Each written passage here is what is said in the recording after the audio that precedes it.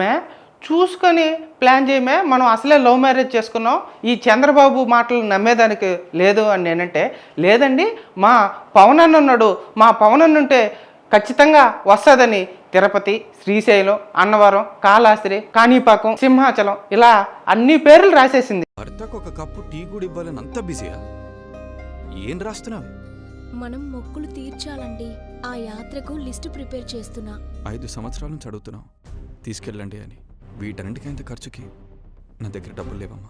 మన పరిస్థితి నాకు తెలీదా అండి, కానీ మీరొక పని చేస్తే మన ఖర్చులోంచి సగం తగ్గించుకోవచ్చు. ఎలా? వచ్చే ఎన్నికల్లో గాజు గ్లాస్కి ఓటు వేయండి. వేస్తే జూన్ 4న జనసేన, టీడీపీ, బీజేపీ కూటమి ప్రభుత్వం రాగానే మహిళలకు రాష్ట్రంలో ఎక్కడికి వెళ్లినా బస్సు ప్రయాణం ఉచితం. మేము ఎక్కడికి వెళ్లినా స్వేచ్ఛగా వెళ్ళొచ్చు. నిజమా? అయ్యా పవన్ కళ్యాణ్, నీ వీర మహిళకి కష్టం వచ్చింది, తాను వెళ్ళాలనుకున్న పుణ్యక్షేత్రాలన్నీ ఇప్పుడు వెళ్ళలేకపోతుంది, మొక్కు తీర్చలేకపోతుంది, పాపం చేసినట్టే.